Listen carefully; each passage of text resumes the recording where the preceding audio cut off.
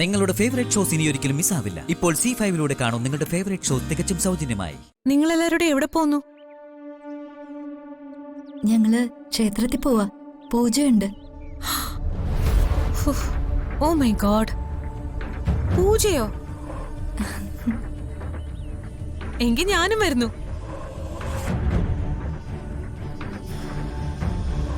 അതെ, ഇത് റഷ്യയിലോ ഓസ്ട്രേലിയയിലോ നടക്കുന്ന പൂജയല്ല, കേരളത്തിലെ ഒരു അമ്പലത്തിൽ നടക്കുന്ന പൂജയാ. നിന്നെ ഈ കോലത്തിൽ കൊണ്ടുപോകാൻ പറ്റില്ല. ഒരു സാരി എടുത്തോണ്ട് വന്നാ കൊണ്ടുപോവാം. നന്ദിനി, എനിക്കൊരു സാരി തരുമോ?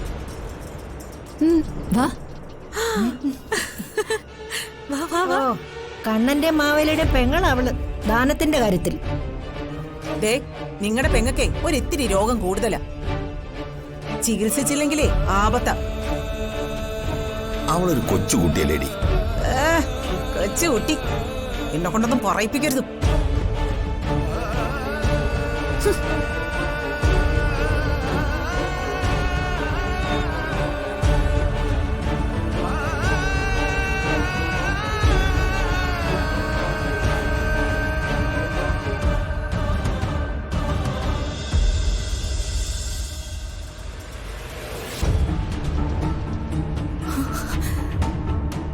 അവൾ എന്നോട് ചോദിച്ചത് ഒരു സാരി മാത്രമാണ്. അത് കൊടുക്കുമ്പോ ഞാൻ അറിഞ്ഞിരുന്നില്ല അവളെ കൊണ്ടുപോകുന്നത് എന്റെ നെടുമാങ്കല്യത്തിന്റെ ചേലയാന്ന്. അവൾ തട്ടിക്കൊണ്ടു പോകുന്നത് എന്റെ ജീവിതവും. അവളിതെല്ലാം മനഃപൂർവ്വം ചെയ്യുന്നതാണെന്ന് ഞാൻ അറിഞ്ഞിരുന്നില്ല.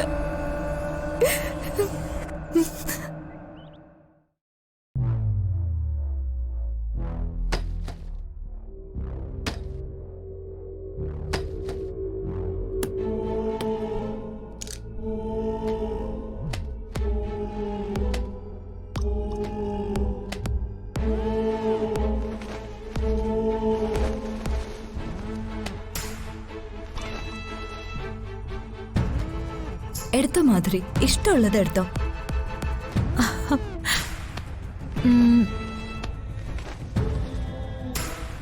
ഈ സാരികളൊന്നും ഞാൻ ഉടുത്തിട്ടുള്ളതല്ല, എല്ലാം പുതിയതാ.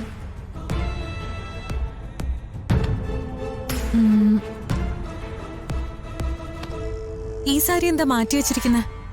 ആ, അത് ജേട്ടൻ ഇന്നലെ വാങ്ങി തന്നതാ. അടുത്ത ആഴ്ച എന്റെ ബർത്ത്ഡേ, അന്ന് ഉടുക്കാനുള്ളതാ.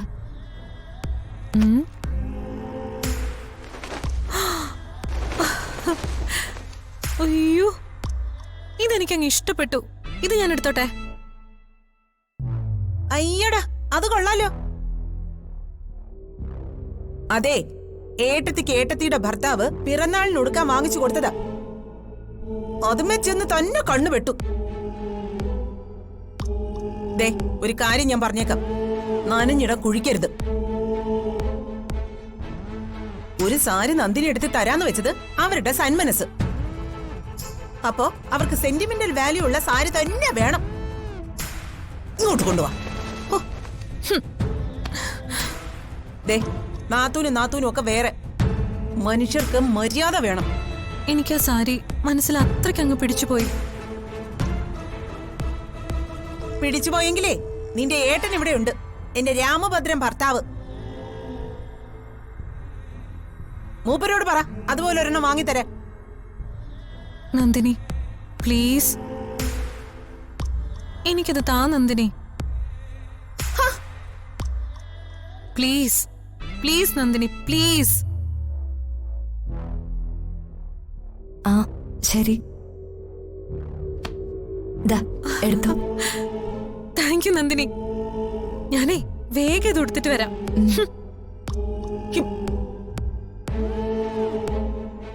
ഇതൊട്ട് ശരിയായില്ല. ഏട്ടൻ ബർത്ത്ഡേ ഗിഫ്റ്റായി വാങ്ങി തന്ന സാരി അവക്ക് കൊടുക്കേണ്ട കാര്യം എന്തായിരുന്നു? ഇങ്ങനെയൊക്കെ ചോദിച്ച പിന്നെ ഞാൻ എന്ത് ചെയ്യും സാവിത്രി? ദേ, ഇത് കൈവിട്ട കളിയാട്ടോ. നിർത്തേണ്ടവരെ നിർത്തേണ്ടടുത്ത് നിർത്തണം. അല്ലെങ്കിലേ അവനവൻ ഇരിക്കേണ്ട സ്ഥാനത്ത് വല്ല പട്ടികളും കേറിയിരിക്കും. ദേ, അവൾ എന്റെ രാമേട്ടന്റെ പെങ്ങളൊക്കെയാ, അതൊക്കെ സമ്മതിച്ചു. പക്ഷേ അവൾ ഒട്ടും ശരിയല്ല.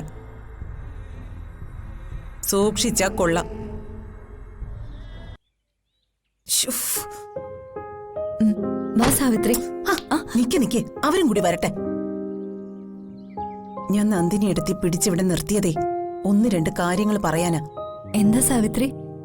ആ നോക്ക്, സ്കൂട്ടർ പഠിപ്പിക്കലുകാരെ ഇത്ര നേരായിട്ട് വന്നൊന്ന് നോക്കി. അത് സ്കൂട്ടർ പഠിപ്പിക്കല്ലേ? പഠിപ്പിക്കുക. നിങ്ങൾ ഇത്രയ്ക്കങ്ങ് വെട്ടിയാവല്ലേ.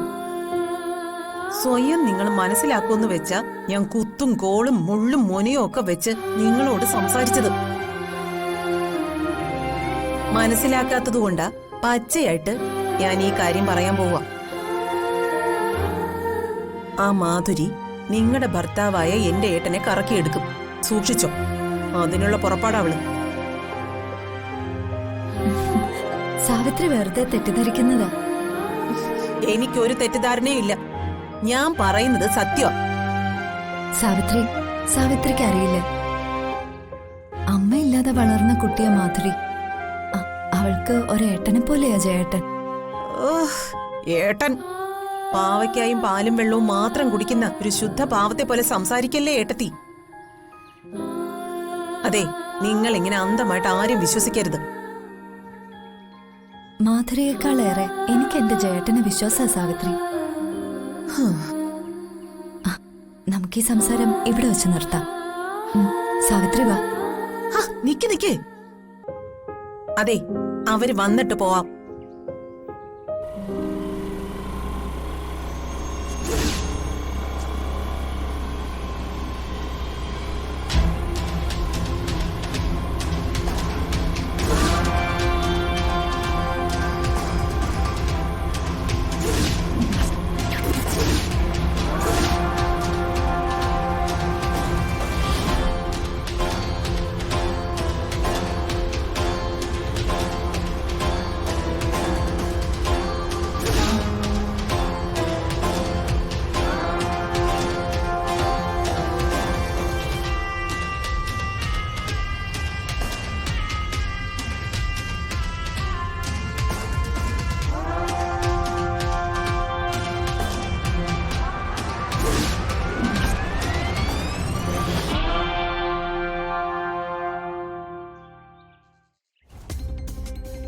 കാണ്, പാടാത്ത പൈങ്കിളിയും പാടാൻ കൊതിക്കുന്ന പൂങ്കുയിലും. അവളുടെ തോളത്താ ഏട്ടൻ കൈവച്ചിരിക്കുന്നത്. നാണക്കേട് കൊണ്ട് ഞാൻ പാതാളത്തിലേക്ക് താഴ്ന്നുകൊണ്ടിരിക്കുക. എന്തൊരു തോന്നിയാസം ഇത്.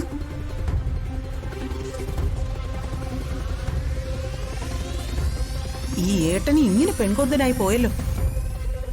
ഇതേ അമ്മ കാണാത്തത് നന്നായി. അമ്മ കണ്ടിരുന്നെങ്കിലേ ഇപ്പൊ ഇവിടെ ആടി പൊട്ടിയനെ. അവളെ എന്റെ നാത്തൂന ചീഞ്ഞ കവളം മടലിന് അടിക്കണം. ഡൗൺലോഡ് ചെയ്യൂ C5 ആപ്പ്. കാണൂ എല്ലാ എപ്പിസോഡുകളും സൗജന്യമായി.